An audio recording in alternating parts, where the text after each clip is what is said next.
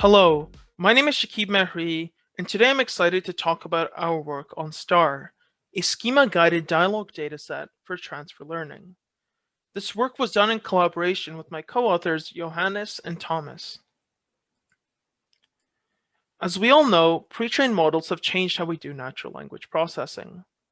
The dominant paradigm is to perform large-scale pre-training and then use those pre-trained models for downstream fine-tuning. The achievements of pre-trained models have been especially significant in open domain dialogue, with models like Dialog GPT, Mina, and Blender achieving impressive results in open domain dialogue response generation and in interactions with real users. But what about task-oriented dialogue? Why have we not seen pre-trained models be as useful for task-oriented settings as they are for open domain settings? Unlike chit-chat systems, task-oriented systems must accomplish a goal. This means that there's a limited space of valid responses at any given time, and that pre-trained models must be a lot more precise when generating responses in a task-oriented setting. Furthermore, models for task-oriented systems must often interface with API and knowledge. To really understand why pre-trained models haven't helped as much for task-oriented settings, I'd like to pose the question. After training on Reddit, is it reasonable to expect the system to make restaurant reservations? To answer this question, let's consider a scenario. Mehri joins a COVID-19 hotline. Mehri has human-level NLU, NLG, and open domain dialogue abilities. Can Mehri do her job without any training? In some sense, Mehri is the upper bound for what a pre-trained model can be. The best that we can hope for after large-scale pre-training is human-level language understanding, language generation, and open domain dialogue ability. So is it reasonable here, just because Mehri is very good at open domain dialogue and chit-chat and understanding utterances and generating utterances, is it reasonable to expect Mehri to perform well at a COVID-19 hotline? Probably not. This task requires a lot of domain-specific knowledge. It requires a lot of knowledge about the task and knowledge about how to respond to scenarios that you might encounter. So if we can't get this ability to perform without any training on a new task from large-scale pre-training, what can we get? We can get some amount of language understanding, language generation, and general dialogue skills. What we don't get is task-specific instructions and rules. So let's reformulate this question. Mehri joins a COVID-19 hotline with her human-level NLU and NLG and open domain dialogue ability. What is the fastest way to get Mehri up to speed? Well, we can give Mehri a giant textbook that covers every single situation she might encounter and how to best respond to it. This is analogous to training data. Instead of burdening Mehri with reading a giant textbook, we could instead give her a few examples, and we could design these examples to cover as much as they possibly can. This is analogous to few-shot dialogue. Especially with a task like operating a COVID-19 hotline, these two examples might not work that well. The problem here is that if the task is rapidly adapting, and you might encounter new situations, and you may have to respond differently to certain situations as time progresses, what we don't want to do is to have to rewrite all of our training data or to rewrite all of our few-shot examples after something new happens. So the third approach, and the approach that we focus on when collecting the STAR dataset, is we give Mehri a flowchart that describes the task. And what this flowchart can do is it can cover the different settings that you might encounter and how to best respond to them. The good thing about this flowchart is that it's rapidly adaptable. You just need to draw new arrows, add new nodes, and you can adapt to whatever new information you get. This is what we call a task-specific schema. So Let's say COVID-19 is cured and Mehri is out of a job. Luckily, she finds a new job at a tech support call center. They give her a task-specific schema that looks a lot like what she used at her old job. Can Mehri do her job without any training? Probably. The idea here is that Mehri already knows how to read the task-specific schema. She knows how to interpret it, she knows how to use it to generate responses, and she knows how to follow it to complete a task. So given this intuition in this scenario, we present the dialog schema paradigm. When you need to perform a new task, the schema acts as an inductive bias that gives you the relevant information about the task. Rather than pre-training and then expecting zero-shot performance on a new task, the new paradigm involves this intermediate step of training with schemas. So you pre-train, you learn how to understand the schemas and how to use them to generate responses and how to complete a task. And then after training with these schemas and knowing how to interpret a schema, you then perform zero-shot on a new task.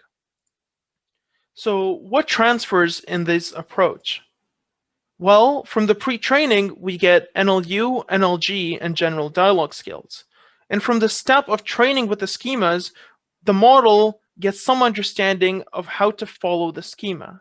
So now when it sees a completely new schema, with the NLU, the NLG, the general dialogue skills, and the knowledge of how to interpret and how to utilize the schema for generating responses, it knows how to perform the task.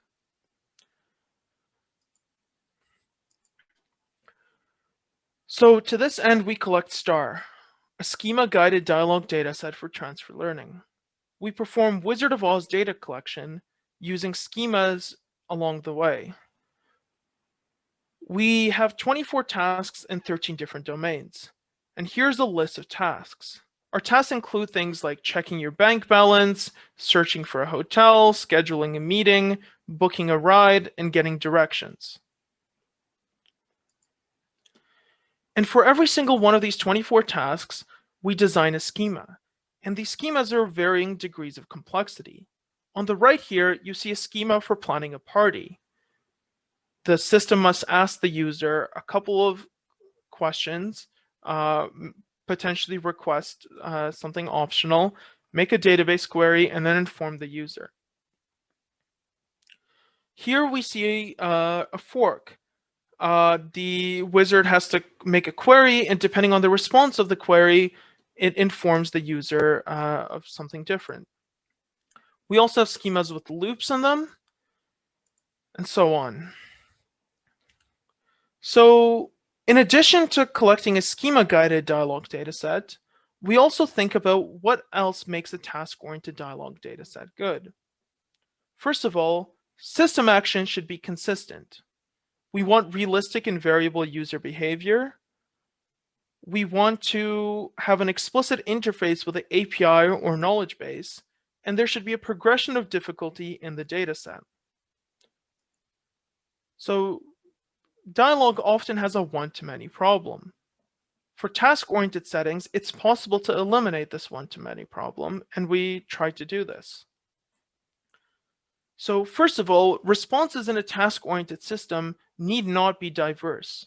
We don't need to exemplify the phenomena of human interaction in a task-oriented system. We don't need to generate engaging, diverse, or natural responses. We just need to generate responses that get a task done.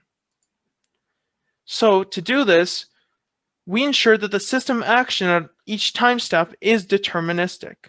And we achieve this by designing the schemas and telling the AMT workers to follow the schemas as much as they could. And then we also had a suggestions module that aimed to normalize the different responses.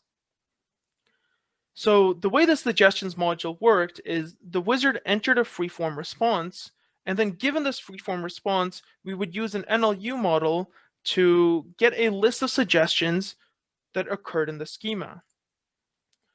And then the wizard can either select one of the suggestions, which they did 80% of the time, or write a custom freeform response, which occurred 20% of the time. We also want to have realistic user behavior. While the system must be deterministic and as rigid as possible, the user side of things should be realistic, and it should follow what we might encounter with a real user. So realistic dialogs rarely follow the task schema, which we refer to as a happy path. Users often change their mind, they request explanation or justification, they engage in small talk, they get angry, and they do anything that deviates from the standard schema. So the way we addressed this problem and aim to make the dialog dataset have realistic user interactions is we had in dialog user instructions. For example, here, the mTurk system informs the user of some background information, and then it tells the system to it tells the user to ensure that the driver is not Connor. This is a behavior that is realistic and forces the wizard to handle a situation that deviates from the schema. We also want to have an explicit API interface. You can't really transfer it to a new task without making task-specific API requests, interpreting task-specific API outputs. So instead what we do is we make the API requests and the responses part of the schema and part of the dialog. So instead of having the user talk to the system, with the API being an implicit black box within the system, we formulate the dialog as a three-party interaction, where the user is engaging in a dialogue with the system, but then in addition to responding to the user, the system may engage in a dialogue with the API. And to do this, we essentially had this tab that allowed the wizard to explicitly make queries, custom queries to the task-specific database, and then get responses from the task-specific database, and then use those responses to respond to the user.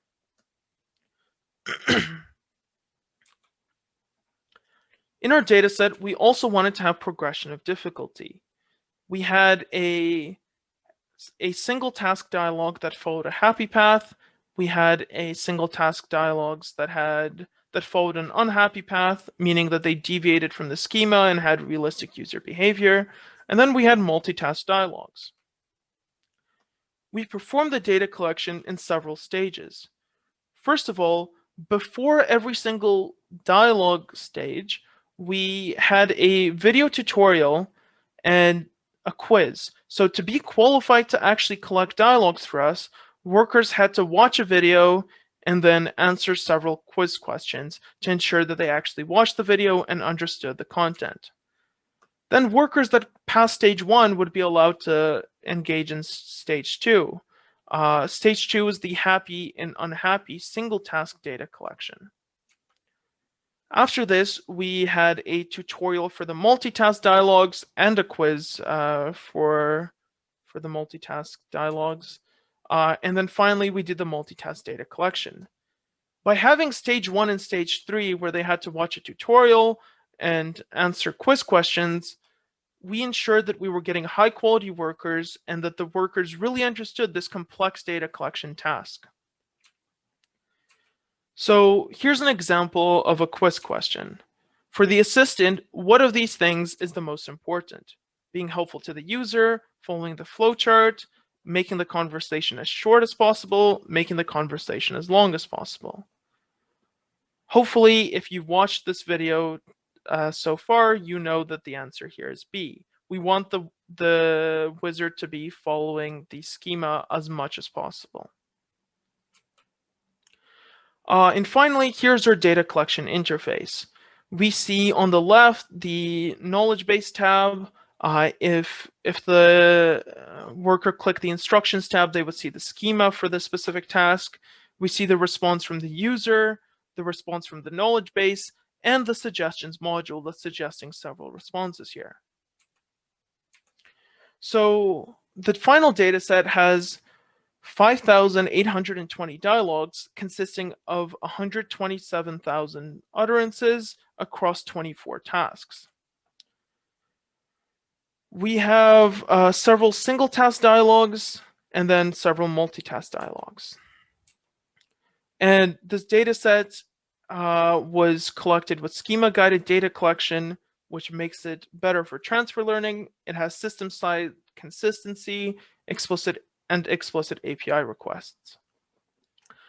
Here's an example happy dialog. This dialog follows the schema and is generally, the user is very cooperative with the system.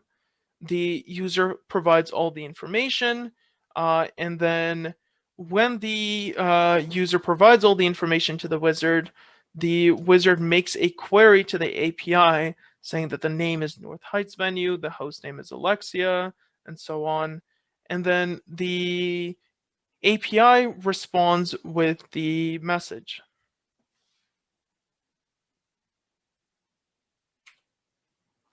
Here's an unhappy dialog.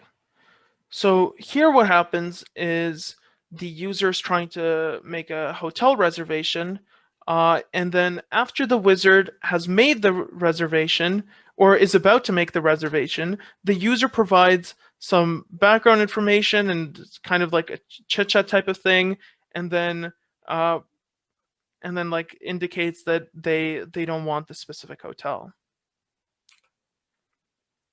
And then we have a multitask dialog that contains several different tasks at once. The user is planning a party and then asks for the weather, and because of what the weather is, the user instead wants to book a restaurant. So we have the party plan task, the weather task, and then the restaurant search task. And then eventually in this dialog, we will have the restaurant reservation task.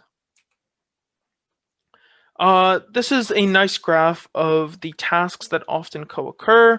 We made the co-occurring tasks as natural as possible to kind of have the multitask dialogues be realistic and follow some type of story. Often when people are performing other tasks, they might ask for the weather because that might change their plans. So what can we do with this data set? A couple of things that we explore here are response generation, producing the next response given the dialog history, the outputs of the APIs, and the task-specific schema, and next action prediction, where we predict the next action or intent of the system based on the dialog history, the API outputs, and the schema. In this presentation, I'm going to focus on next action prediction, but in our paper, we do present results for both response generation and next action prediction. So here's an example of the response and the corresponding action, given the dialog history and the API response. Now I'd like to talk about the models that we train for next action prediction. First, I'm going to present a schema-free classification model.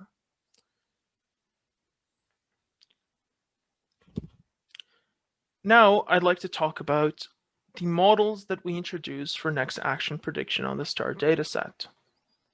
First, let's look at a schema-free classification model. In this model, we encode the dialog history using BERT, and given the vector representation produced by BERT, we pass this vector representation, HCLS, through a softmax layer to get a probability distribution over the set of next actions. So how do we incorporate schemas into our models? Well, the first step is to figure out how to effectively represent the schemas. So as we see on the left here, this is a schema or a flowchart for the task of reporting bank frauds.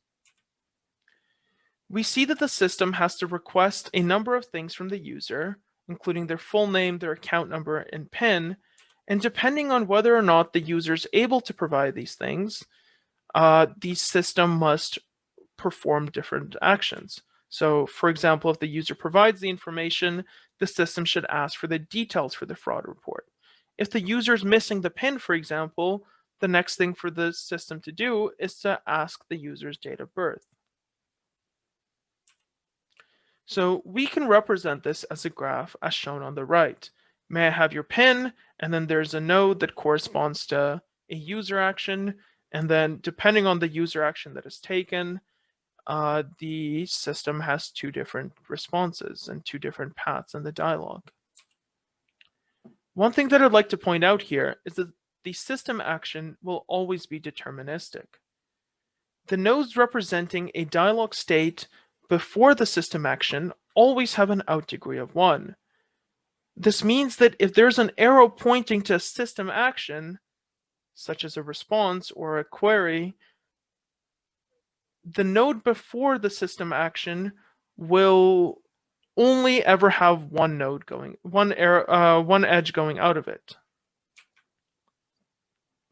So given this representation of the schema as a graph, we can now introduce a schema-guided classification model. And the idea behind the schema-guided classification model is to use the task-specific schema to guide next action prediction. By guiding next action prediction conditioned on the schema in this manner, it should ideally be easier to transfer to a new task, even without data. The first thing that we do is we represent the schema graph as a set of keys, which are the BERT representations, and values, which are the action labels represented as one-hot vectors. The way we do this is we take every single node that occurs in the graph and we encode the text associated with the node. So for example, in form booking available, the text might be something like, the doctor's available on that date. Would you like me to book an appointment? We pass the text corresponding to every node through BERT to get a vector representation for that node. Then for every single node, we look at the action that follows it. So for example, for this yes, the next action is query book. So we encoded yes through BERT to get K1, and then the corresponding value for this key is query book, the action that follows the yes. So the first step is to get these keys and these values. Next, we do exactly what we did in the schema-free models. We encode the dialog history with BERT to get this vector representation of the dialog history, HCLS. We then produce a probability distribution using a linear classifier. So this is without the schema, and this is exactly the same as the schema-free model. Now, we aim to produce a probability distribution using the schema. The way we do this is we use the vector representation of the dialog history, HCLS, to do a dot product and a softmax over all of the keys, or all of the nodes in the schema graph. Then, given the values attributed to every single one of these keys, we assign the scores of the softmax to the values associated with every one of the keys. So for example, for K1, if it scores 0.2 after the softmax, we assign a probability value of 0.2 to the next action of query.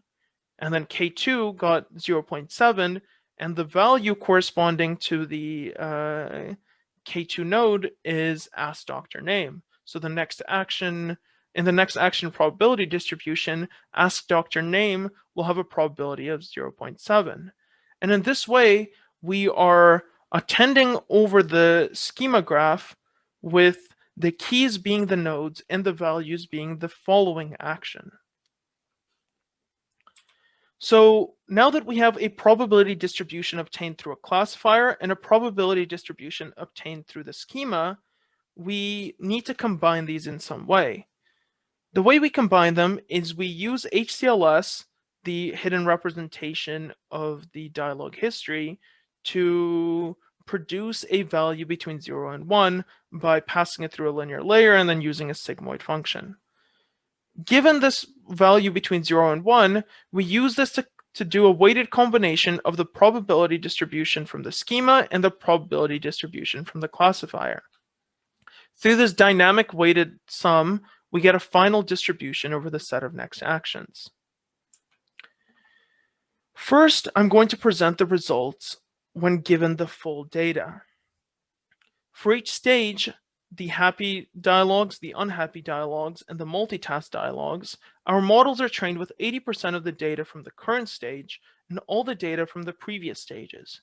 What this means is the unhappy models are trained with all of the happy dialogues and 80% of the unhappy dialogues. Similarly, the multitask models are trained with all the happy and unhappy single task dialogues, as well as 80% of the multitask dialogues. What we see in these results is that the schema doesn't really help too much, and the standalone BERT classifier performs pretty well. This is not surprising because we expect a sophisticated model like BERT to do well when given a lot of data. The value of the schema really shines in zero-shot prediction. Here what we do is we don't train the model at all. We don't train the model at all on a specific task. Instead, what we do is in the task transfer settings, we train the model on 23 of the tasks, and then we evaluate it on the 24th task. And what we see here is when provided the schema and using a schema-guided model, we perform a lot better in zero-shot next action prediction. What's happening here is when training on the 23 tasks, our schema-guided model is learning to follow the schema. It's learning how to leverage the schema to detect what the next action should be. Now, when it's given a completely new task and the corresponding schema, it's able to effectively predict how to interpret the schema and use the schema to predict what the next action should be. And we see strong performance in both task transfer and domain transfer, which is rather than transferring across tasks, we transfer across domains.